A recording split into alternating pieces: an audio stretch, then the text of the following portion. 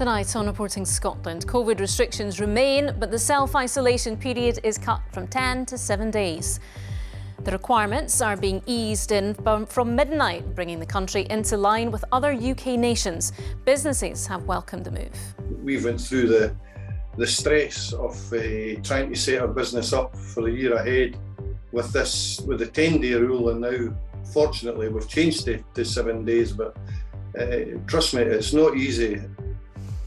Also on tonight's programme, as pupils start heading back to school, concerned that staff absences will have an impact on running some classes.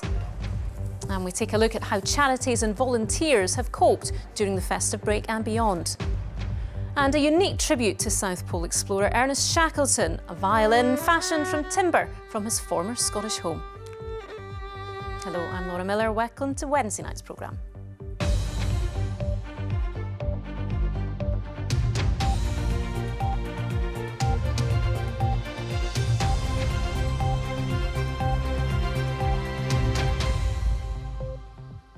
From midnight, the rules on self-isolation and testing will change. The First Minister made the announcement to Parliament this afternoon, saying it was the sign of an adapting response to COVID, which had to be more sustainable and less restrictive. So here are the changes. If you test positive for COVID, you can now end isolation after 7 rather than 10 days, as long as you don't have symptoms and you have 2 negative lateral flow tests, the earliest of which can be on day 6.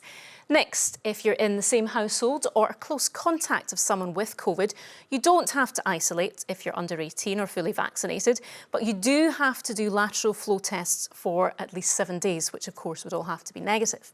And testing.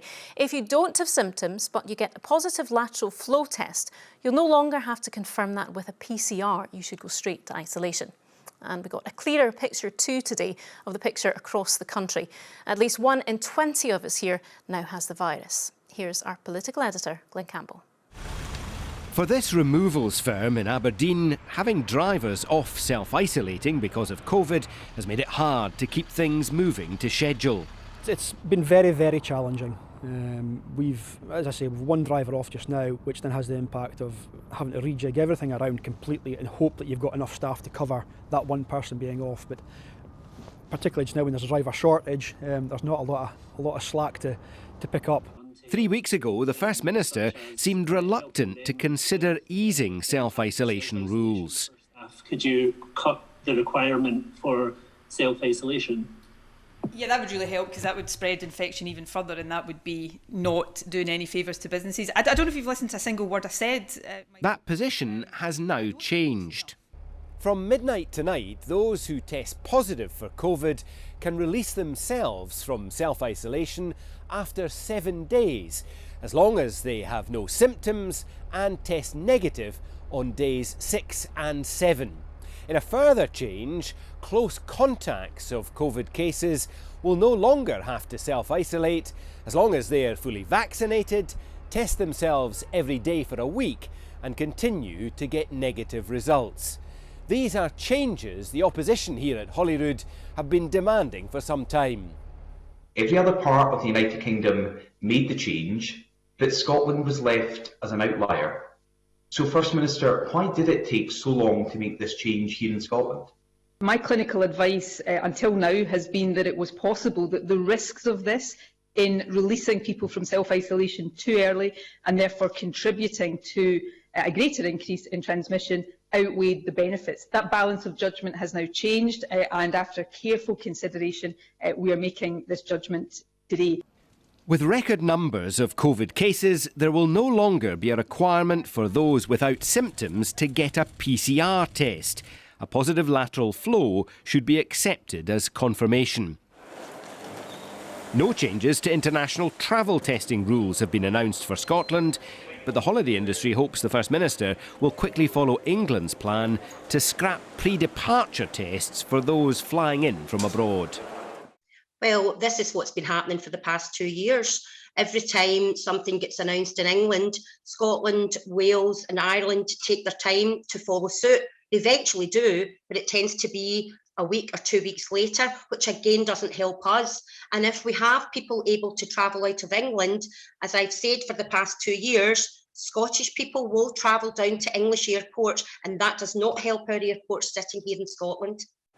Taxi drivers are to receive £28 million from the Scottish Government's business support package. Hairdressers and beauty therapists will get £19 million, with some cash for sport and tourism too. For other firms like this Grangemouth haulier, the big news is the easing of self-isolation rules. It's definitely going to give us more drivers at the wheel, so it's going to help us with the job just now. But we'll no doubt hear more changes next week. Hopefully they'll be positive, but would you put money on it? Official advice to limit social mixing and other COVID rules remain in place, but ministers are revising their strategy to cope with coronavirus with fewer restrictions in future. Well, we can speak to Glenn now. Glenn, we've seen changes to isolation rules then, but as you said, no changes to restrictions in Scotland. Why is that the case, given there are fewer restrictions elsewhere at the moment?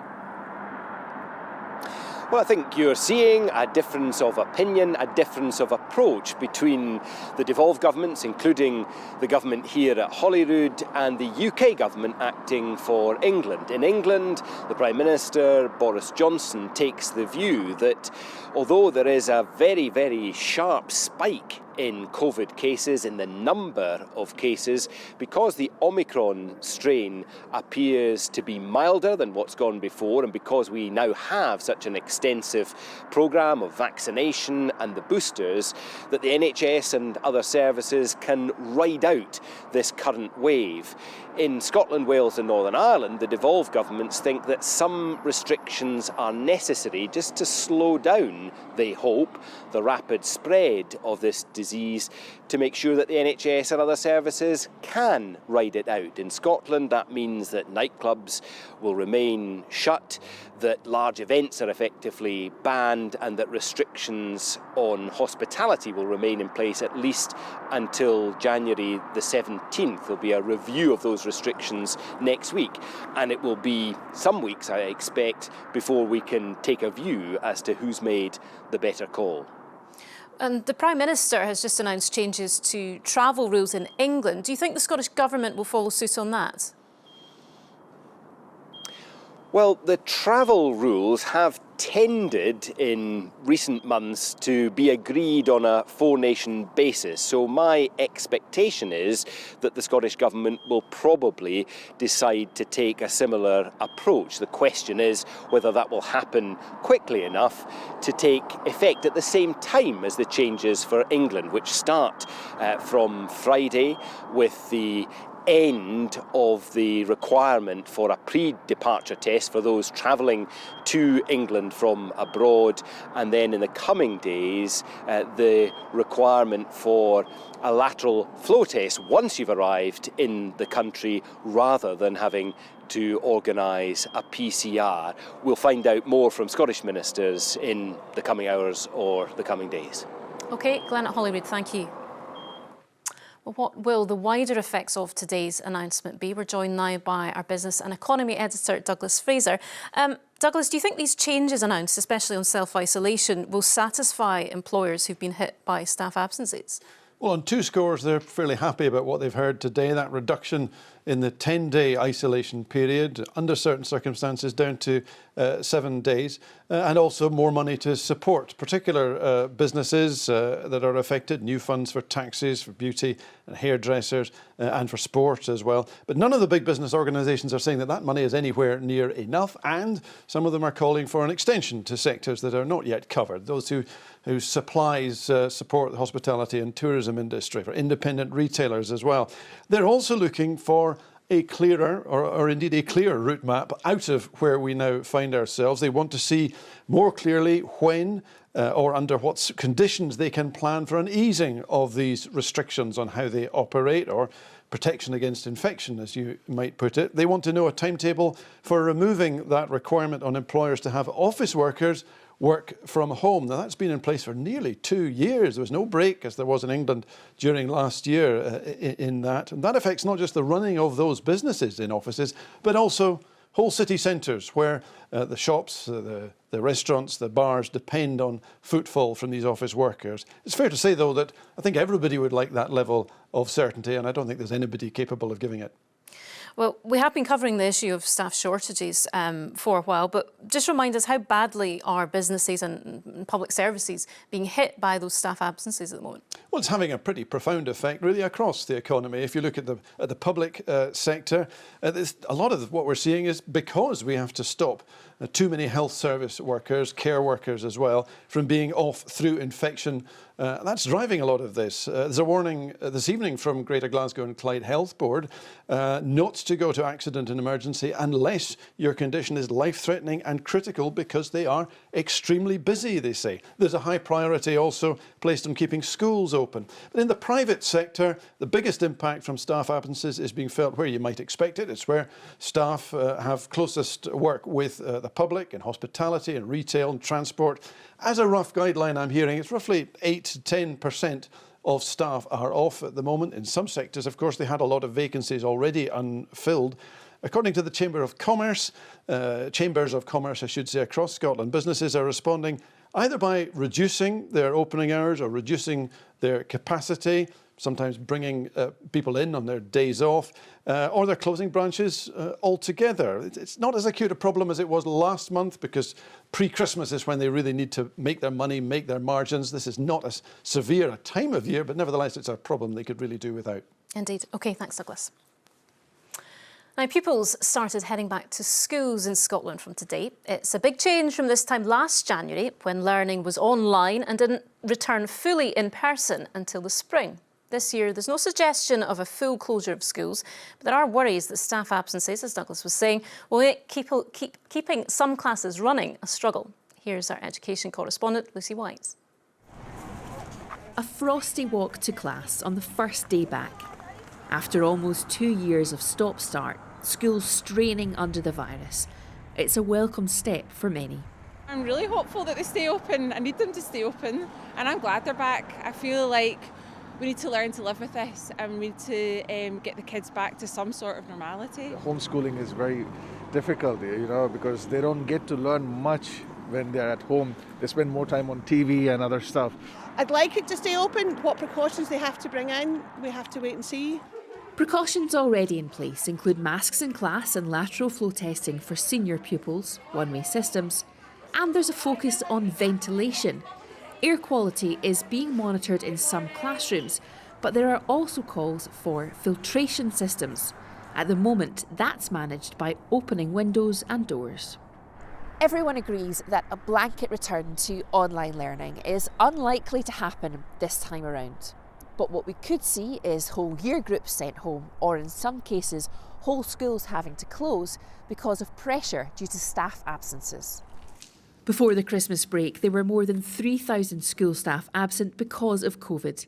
Teaching unions had been calling for a delayed start to this term. We're a little disappointed that the Scottish Government didn't follow the Welsh example, because in Wales they have 2 days with staff only and no pupils, exactly for allowing them to take stock and work out how many staff they've got in and plan accordingly. We've had initial reports that there's some significant absence in some schools, but most so far seem to be coping. It's hoped changes to isolation rules announced today will help ease pressure both when it comes to keeping schools open and limiting disruption for individual pupils. Despite this, the government says it expects the next few weeks to be challenging for pupils, staff and parents. Lucy White, reporting Scotland. Fans of sport were hoping for news today about when restrictions might be lifted around large-scale events. The First Minister said the current measures, which allow only 500 fans inside Scottish stadia, will remain in place until the 17th of January. No news, though, on whether that is likely to be extended. Well, our sports news correspondent Chris McLaughlin is outside the National Stadium for us tonight. Chris, can fans take any comfort from what the First Minister said today? Yeah, I think a little bit, Laura, to be honest. I think if there is any comfort to be taken from what the First Minister said for fans and for football and sport in general, it's the fact that she didn't confirm that those restrictions that have been in place since Boxing Day will be extended by January the 17th. I think that sport in general, we're hoping there would be some clarity on that today. It will be discussed at a cabinet meeting next week. Remember, the Scottish Premiership season, or the winter break, was brought back to coincide with the current measure. So they're hoping that by the time the football kicks off again on January the 17th, then those restrictions will have eased. Speaking to people within football today, I think they think with a good wind, there's a very good chance that will happen. But attention is also turning to beyond that, beyond the 17th, for instance, the Six Nations rugby at the beginning of February. And huge, because Scotland's first game, of course, at Murrayfield is against England. 67,000 fans, completely sold out. Suggestions today in some quarters that there may well be proposals to look at taking that game down south. The Scottish Rugby Union told me today that although they would absolutely dismiss that, they're not planning for that. They are planning ahead for a full house at Murrayfield on the 5th of February. One other point to note just briefly is that there was £5 million of additional money set aside by the Scottish Government for sport in general. It's yet to be decided, though, how that will be divided up. Yeah, lots to look out for in the coming weeks anyway. OK, thanks, Chris. Well, let's take a look at the latest daily figures on the virus here in a bit more detail. There have been 16,103 new cases. 26.9% of tests came back positive.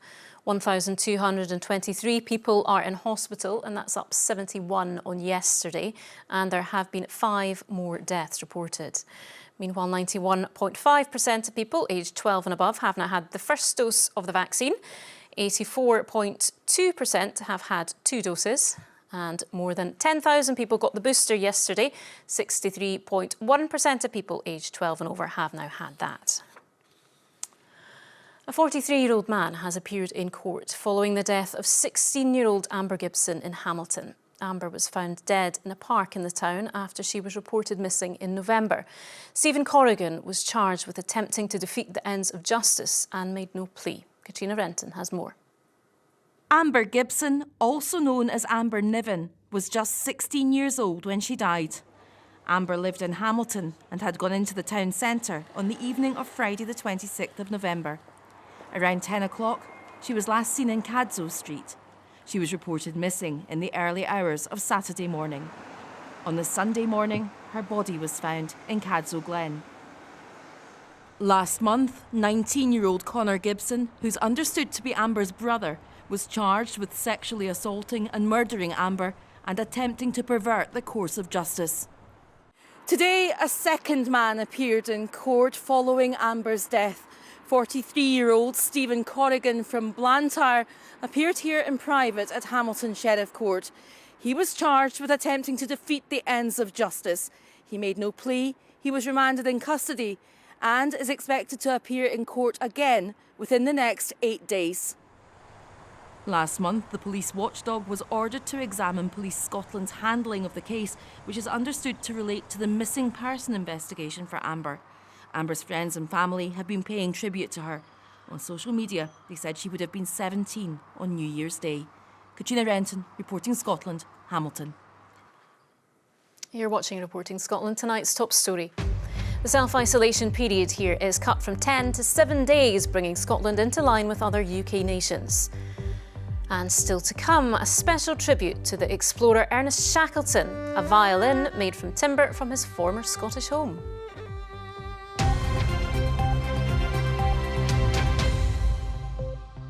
The festive season might be over and we're all making our way back to work after a well-earned rest. But for many of the country's charities and volunteers, there's little time to relax as the need for their services continues despite the holidays. The pandemic also brought specific challenges to some parts of the sector, as Joanne Macaulay reports. Since the start of the first lockdown, volunteers here have been preparing and delivering hundreds of meals a day to people in Edinburgh. It started as a response to an emergency as people's circumstances changed suddenly. But nearly 2 years on, the demand for the service is still there and growing. We're already getting 70 new applications a month for people wanting our services. During the first lockdown, it was a lot easier for us to get volunteers. A lot of people were furloughed, people had more time, and it does get tougher and tougher for us to get the people that we need to cook, to pack and deliver food right across the city. At the Edinburgh Dog and Cat home, it's also been a very challenging year. Animals, like Bagel here, are waiting to be rehomed, while volunteers and staff have been putting together pet food packages for owners who are struggling financially or mentally. The challenges of pet poverty, people being unable to afford to care for the basic items that they need for their pet, was an issue that was there before the pandemic, but it's been heightened and only made worse by the realities of people struggling to make ends meet. As well as a rise in demand for some services, many of the usual fundraising channels like charity shops or events have not been available. Now we're starting to see staff burning out and that emergency funding isn't available anymore, and so it's really a very uncertain time, particularly as public sector budgets might be cut in the coming year as well. The Scottish Government says the third sector has played a crucial role during the pandemic, and it will continue to support it financially and invest extra money for infrastructure and programmes. Animals like Izzy here have been successfully rehomed by the Edinburgh Dog and Cat Home, but it, like other charities and voluntary organisations, has had to come up with new ways of working since the pandemic. 2022 is also likely to present fresh challenges. Joanne Macaulay, reporting Scotland, Edinburgh. Now, he was one of the world's great explorers, and today is the centenary of Sir Ernest Shackleton's death. To mark the occasion, an instrument maker in Edinburgh has come up with a unique tribute. He rescued the floorboards from Shackleton's Scottish home and has now made them into a violin. Maura Kinnebra has the story. This violin was made from floorboards salvaged from a skip when Shackleton's former home was being turned into flats. Started to explore a few years ago the connection to Edinburgh and found that he lived here in South Lernmouth Gardens. Came down to see the house, and to my horror it had been stripped out, and I thought, well, any chance I could have 2 or 3 of the floorboards, which is, I couldn't believe it. You know, first of all, the shock of seeing the building in that state, but being able to get floorboards from his very house was remarkable. The violin honours the great explorer and one of the most incredible journeys of human survival. Shackleton lived in Edinburgh in the early 1900s when he was secretary of the Royal Scottish Geographical Society. Not long before the infamous Transantarctic expedition, all its explorers battled to safety, surviving 2 years on the ice. He came in like an absolute whirlwind. He was a young man, he could see new ways of doing things. He introduced, first of all, a telephone, which disturbed everybody. It horrified everybody, actually, when it started ringing in the middle of a meeting. So I think he did amazing things for Scotland as a whole. And I think he breathed fresh air into the society at a time when it probably needed it most. And what does the new resident of his home think? It's fantastic that the floorboards have been brought back to life in this way, and you know, the use of such a beautiful instrument as well. And I actually didn't even know that Shackleton had lived here until a neighbour told me when I moved in. The violins to tour the UK to inspire youngsters about heroic achievements in adversity at a time when humanity is faced with climate uncertainty. Maura Kinnebra, reporting Scotland, Edinburgh. What a lovely story.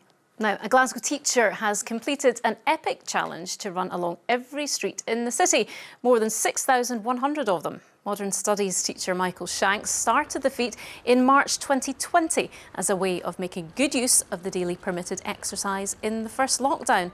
He finished the run earlier at George Square and says he intends to write a book about his experience.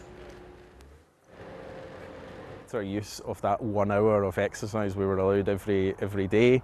So it started off, I was just, instead of running the same route near my house, I just added a few extra streets every time. And then I discovered an athlete from America called Ricky Gates, who had ran across America but then ran every single street in San Francisco, and he'd just ticked off every street as he'd gone along, and it seemed like something that would give me a bit of exercise but also be a bit of an adventure, a chance to explore the city that I live in. Well done to him. Finally, an intrepid seal pup has made its way from Scotland to the front door of a pub in Bristol. It made the 300-mile journey and turned up at the Old Lock and Weir in Hanham on Sunday. British divers Marine Life Rescue came out to rescue the seal named Neoprene. They said it had been tagged in Scotland on the 21st of June. And I imagine the waters around Bristol might be a little bit warmer this time of year. What say you, Judith? A wee bit. Well, I think the coldest time of year is about now, actually. That's when the seawater around the country starts to get quite cold. So oh, well, thick-skinned, a bit like me. Plenty of blubber. Thanks very much, Laura. Well, Mother Nature certainly smiled upon us today. What a beautiful day it was. with blue skies pretty much across the country, but there's still a lot of lying snow across the Highlands, and there's more snow to come in the forecast as well. So the ridge of high pressure responsible for all the dry weather, it starts to move away as we head through this evening, allowing this weather front to make inroads. It pushes in across the country into the cold air. As it bumps into the cold air, it will briefly turn to snow to low levels as we head through tomorrow.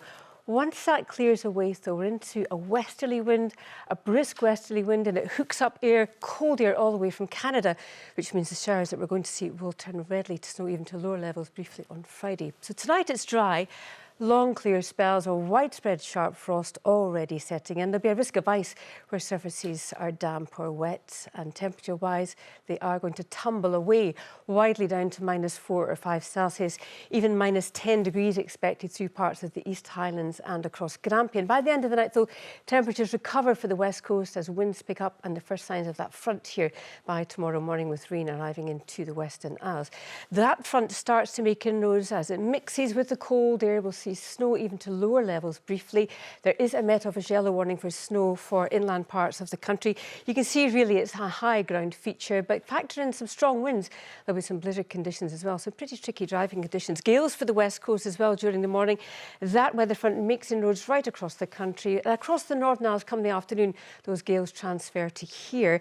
We will see that rain just about knocking on the door of Shetland by the end of the afternoon. Dry for Caithness though, drier too for Inverness area. The Murray coast too, with shelter from that wind, but some significant snowfall in across the Southern Highlands and towards the Perthshire area. Drier too through Edinburgh and the Lothians, but some snow for the high ground at the borders and the southern uplands as well. Some significant snowfall to come here too. Still quite a brisk wind for the west coast, bringing fairly blustery showers following on after that rain band, that snow and rain band clears away.